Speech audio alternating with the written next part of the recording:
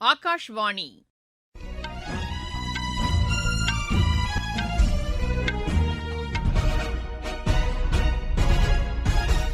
செய்திகள் வாசிப்பவர் சுமித்ரா ரத்னம். தலைப்புச் செய்திகள்: ஐரோப்பிய யூனியன் உடனான தடையற்ற வர்த்தக ஒப்பந்தம் இளையோர், விவசாயிகள் மற்றும் உற்பத்தி துறையினருக்கு எண்ணற்ற வாய்ப்புகளை வழங்கும் என்று பிரதமர் திரு நரேந்திர மோடி தெரிவித்துள்ளார். மத்திய நிதியமைச்சர் திருமதி நிர்மலா சீதாராமன் பொருளாதார ஆய்வறிக்கையை மக்களவையில் இன்று தாக்கல் செய்தார். விமான விபத்தில் உயிரிழந்த மகாராஷ்டிர துணை முதலமைச்சர் அஜித் பவாரின் இறுதிச் சடங்குகள் இன்று பாராமதியில் நடைபெற்றன. பல்கலைக்கழக மானியக் குழுவின் உயர்கல்வி நிறுவனங்களின் சமத்துவ ஊக்குவிப்பிற்கான நெறிமுறைகள் வரவேற்கத்தக்கது என்று தமிழக முதலமைச்சர் திரு மு க ஸ்டாலின் கூறியுள்ளார். ஜெர்மன் மாஸ்டர்ஸ் ஸ்னூக்கர் சாம்பியன் போட்டியில் இந்தியாவின் இஷ்ப்ரீத் சதா காலிறுதிக்கு முந்தைய சுற்றுக்கு முன்னேறியுள்ளார். இனி விரிவான செய்திகள். நாடாளுமன்றத்தின் நடப்பு பட்ஜெட் கூட்டத்தொடர் ஆக்கப்பூர்வமாக அமையும் என்று பிரதமர் திரு நரேந்திர மோடி நம்பிக்கை தெரிவித்துள்ளார். நாடாளுமன்ற வளாகத்தில் செய்தியாளர்களிடம் பேசுகையில் அவர் இவ்வாறு கூறினார். வணக்கம் நண்பர்களே. நேற்று குடியரசுத் தலைவரின் பேருரை 140 கோடி நாட்டு மக்களின் தன்னம்பிக்கையின் வெளிப்பாடாக இருந்தது. 140 கோடி நாட்டு மக்களின் திறமைகளின் பட்டியலாக இருந்தது.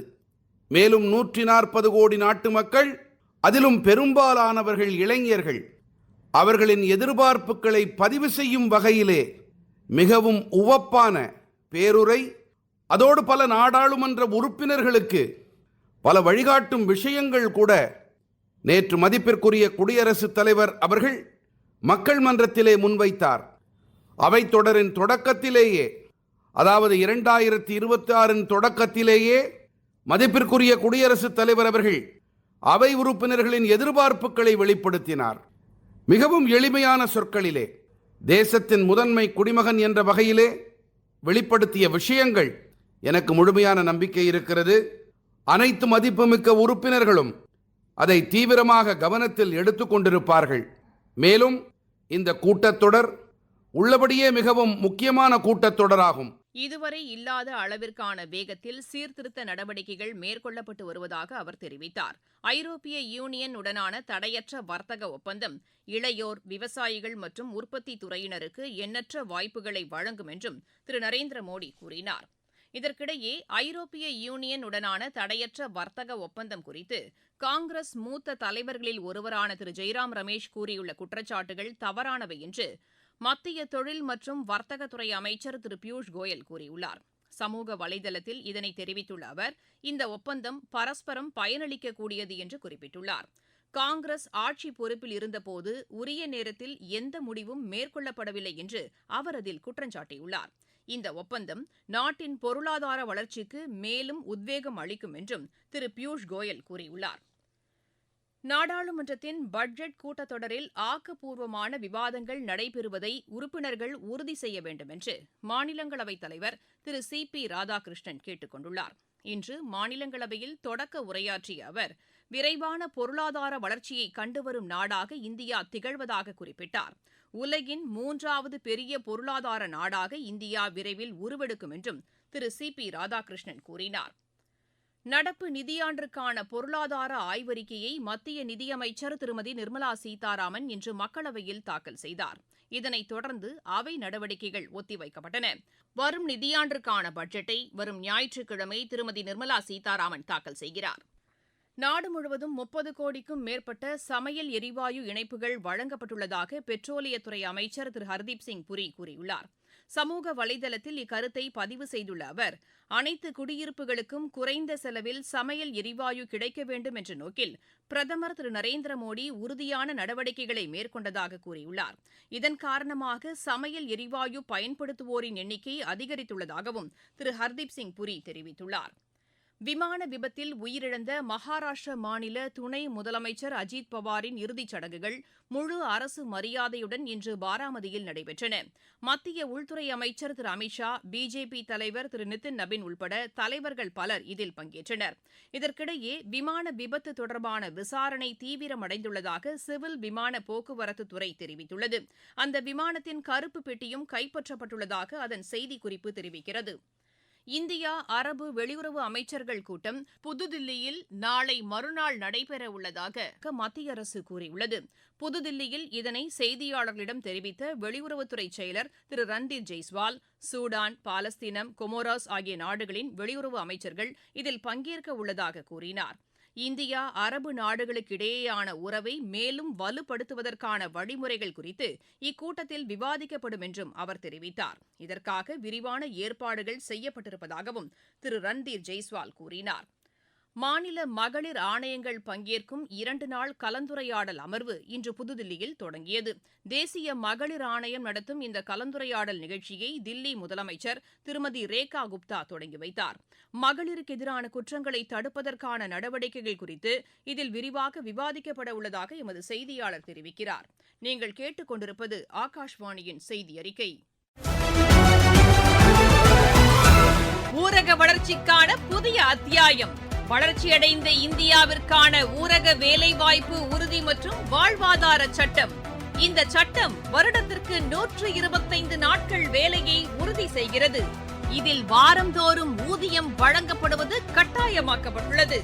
பணி முடிந்த 15 நாட்களுக்குள் ஊதியம் வழங்குவதை உறுதி செய்வதற்கான அம்சங்களும் இதில் இடம்பெற்றுள்ளன. ஊதியம் காலதாமதமாக வழங்கப்பட்டால் அதற்கான இழப்பீட்டுத் தொகைக்கும் இதில் வகை செய்யப்பட்டுள்ளது. வளர்ச்சியடைந்த இந்தியாவிற்கான பயணத்தில் மோடி அரசு தொடரும் சீர்திருத்த நடவடிக்கைகள். பல்கலைக்கழக மானியக் குழுவின் உயர்கல்வி நிறுவனங்களின் சமத்துவ ஊக்குவிப்பிற்கான நெறிமுறைகள் வரவேற்கத்தக்கது என்று முதலமைச்சர் திரு மு க ஸ்டாலின் கூறியுள்ளார்.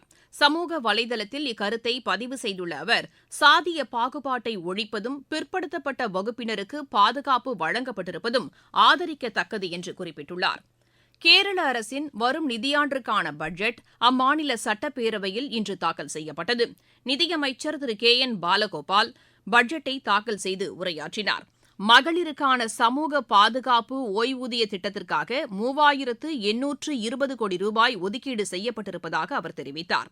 சட்டப்பேரவை தேர்தல் நடைபெறவுள்ள நிலையில் வழக்கத்திற்கு மாறாக முழு பட்ஜெட் தாக்கல் செய்யப்பட்டுள்ளதாக எமது செய்தியாளர் தெரிவிக்கிறார். உத்தரகாண்டில் வேளாண் துறையின் செயல்பாடுகள் குறித்து அம்மாநில முதலமைச்சர் திரு புஷ்கர் சிங் தாமி இன்று அதிகாரிகளுடன் ஆலோசனை நடத்தினார்.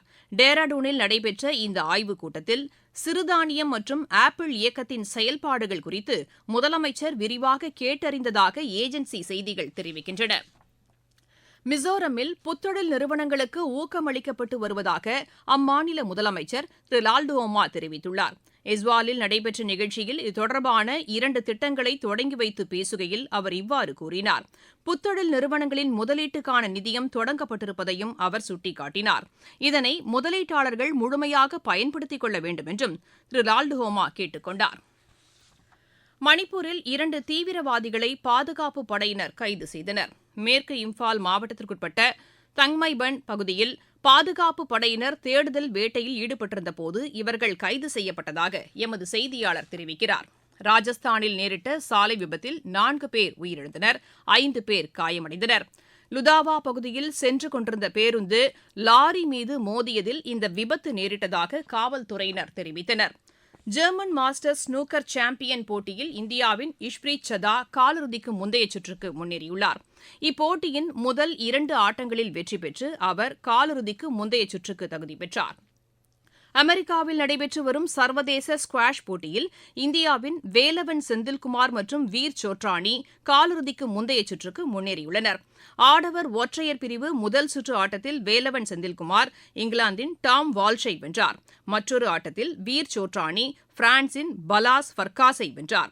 ஆஸ்திரேலிய ஓபன் டென்னிஸ் போட்டியின் 14 வயதுக்குட்பட்டோருக்கான பிரிவில் இந்தியாவின் ஜென்சி கன்பார் அரையிறுதிக்கு முன்னேறியுள்ளார். மீண்டும் தலைப்புச் செய்திகள்.